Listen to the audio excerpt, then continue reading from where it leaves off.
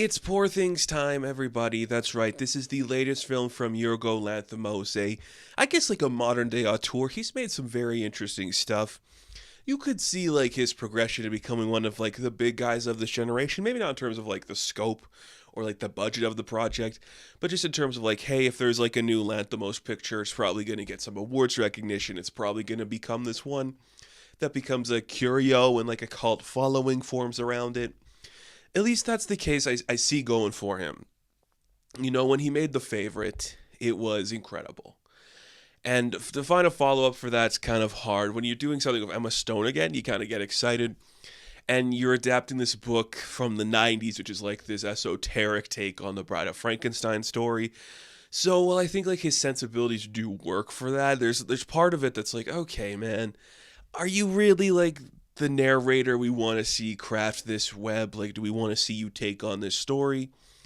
It could be like a mix of either way. It could go perfect, it could fail immensely. Happy to say, after watching Poor Things, it is a very successful film.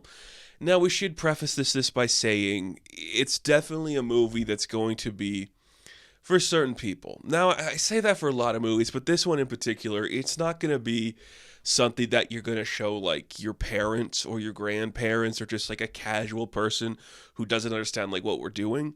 There are very tricky camera movements for like somebody who just casually watches film to enjoy. There's like a certain bubbly aesthetic that's just like not for the faint of heart. And it's not like it's like, egregious and intense, but it has a specific vibe it's going for, and there's some people of a certain mindset or a certain idea of what a film should be that isn't going to like this. For me, this is the perfect type of movie for me. I love movies that are insanely horny and are about people needing to express their sexuality. One of my favorite types of films, and I'm a massive fan of The Bride of Frankenstein, probably one of my favorite characters in all of fiction. So if we're going to take the basic premise of what if The Bride of Frankenstein was made in this bubble where a woman needs to find her own agency and autonomy, that is a movie built specifically for me. Again, Lanthimos, maybe not the first choice I have for that story.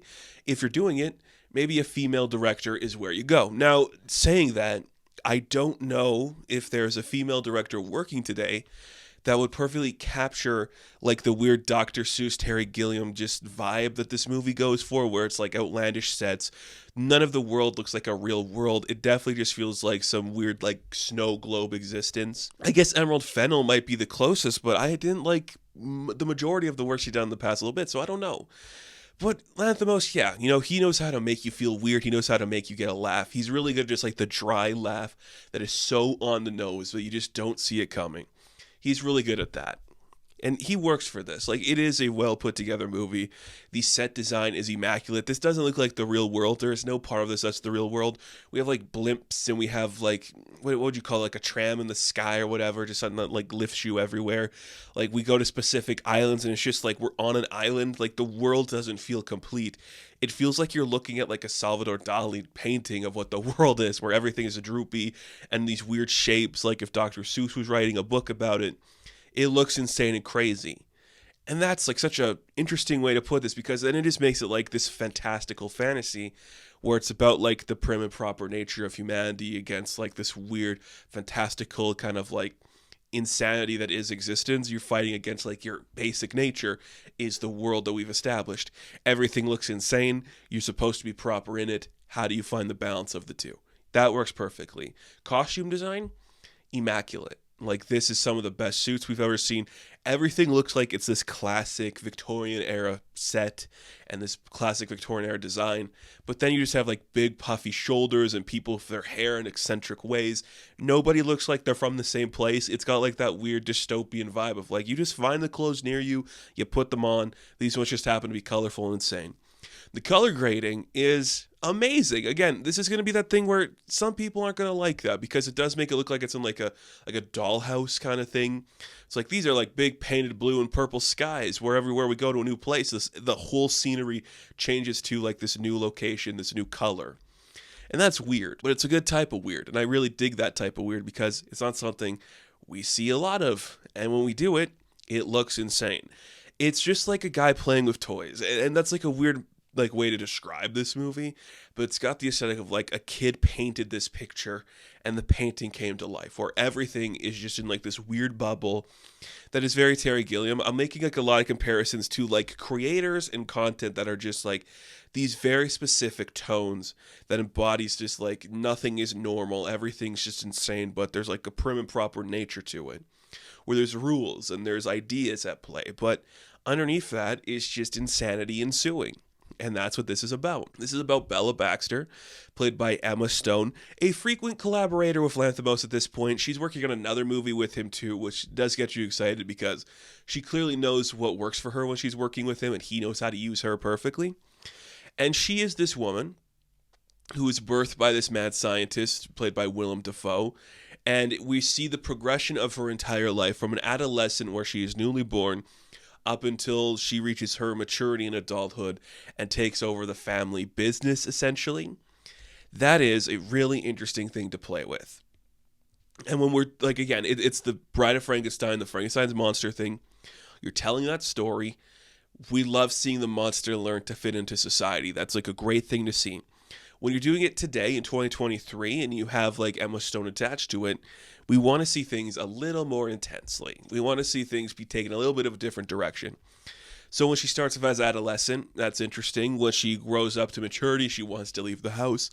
All stuff we have seen before. And then she's like, I have discovered a basic urge in myself, because if you are somebody who is experiencing everything in like the span of like a day or a week, you suddenly just morph your idea into something grandiose. So you're not like learning over years. You're learning in the span of like a week or 10 days, every aspect of life.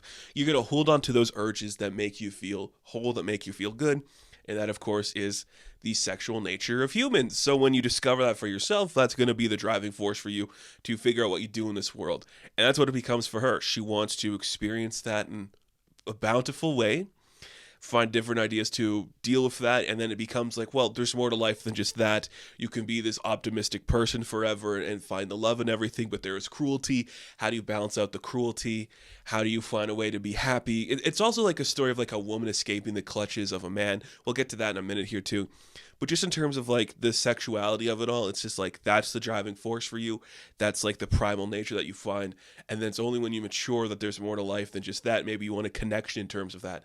Maybe you think there's more than one type of sexuality you can explore in that way. And this movie explores that in some really interesting ways. It is excessive. And look, again, yeah, you're not going to show this to like your grandparents on Christmas, right? There is a lot of sex happening. A lot of physical sex happening with a lot of different types of people, and it is played in, I personally, I don't think it's played in like a really sexy way. It's definitely played in like a methodical, scientific way, where we're watching this woman be like, oh, I learned what this does to me. I learned how this person helps me feel this way. I need to get a bigger sampling size to figure out what it is that works and what doesn't. So that's really interesting to explore. And that just kind of leads her on like this role of like, here's what I feel now, here's what I feel there. It's very interesting. Emma Stone plays it perfectly. She is so gifted at this specific thing. And I think what that is just like how you find autonomy in yourself, where she plays the younger years in this stiff creature way where you're like, this is actually intense. It could come across as just like somebody playing a simpleton or like somebody who has special needs. But it toys the line between that well, where you're like, no, this is an infant, and then she grows up and she learns for herself and she feels for herself and she experiences for herself. And Stone plays that well. You can literally see the progression of every beat of the character, the way she moves her eyes, the way she moves her body, the way she speaks, the way she projects to the world, where there is not shame, but it's like now we are seeing we can hide or mask ourselves in this world differently. It's a very good performance. Easily one of the best of Stone's career, which is a very bodied career. She has a lot of good stuff going on here. It's so impressive what she does. And I can completely see how a lot of people are going to respond to this role, especially like awards time and stuff. It's very interesting in that capacity. Now, I will say this about the movie too. This is about a female character learning autonomy in her own life and breaking free of the men that try to hold her in bondage. And it's like, it's kind of like that era of movies where it's like the sexual exploration, where you're like trying to show yourself and show the world like there's more than just what this generation has told you about. So in that capacity, I think there's going to be some people who are like, this is dumb and stupid. And some people are like, no, this is important and great. And saying that too, I am coming to this movie as a cis white guy. I I know what I take away from this movie is going to be different than what a woman takes away from this movie or what maybe a trans person takes away from this movie. I have read some reviews of people saying this is a great trans allegory of like what it means to like finally become a woman, and I'm like, that is a very good analogy and something that I maybe am not going to take away from that. So if you're curious to get other perspectives on this movie too, I do recommend finding more female critics who are talking about this, because they're going to give you more insight than I can, where my insight's like, this is a woman coming fully realized in her own life and realizing the bondages that have held her back are the men trying to keep her from doing like the sexual experience that's going to, make her feel good. And that's what I'm taking away from it, because the men in this are played as these captors and these things that want to control her, but they come about it in very different ways. Like Willem Dafoe is like the father figure who is just insane in this movie. Like they hook him up to machines and he's got weird scarring, and he's just like, I can deliver these stupid words about why my body is messed up and do it better than anybody. Rami Youssef is really good in this too. He plays like the straight man, the guy who's kind of just like, I think this is weird, but I also kind of love this girl, but I'm not like a dickhead about everything going on, so I'll be very controlled there. He's the performance that hasn't been getting enough recognition from other people, but I think he's really good in this. He like holds it together well. He has to play like the, I am a proper gentleman, I'm not going to betray you. And the role that's the most surprising is Mark Ruffalo, who shows up in this as Duncan Winterbaum, and he is just like this guy who's Lothario. He's the coolest guy in the world. He's the best in bed ever. And he falls in love with Bella because she is this thing that he can't control. And then their side story and their arc of the movie becomes like this idea of like capturing the beauty again, where it was just escaped to be free and she wants to experience all these things. Now he thinks that he can like show her the world, but then they kind of like clash in that way of like, oh, now we're just doing the domestic thing and we're kind of trapped in this area. And he says he doesn't love her, but he slowly realizes he does.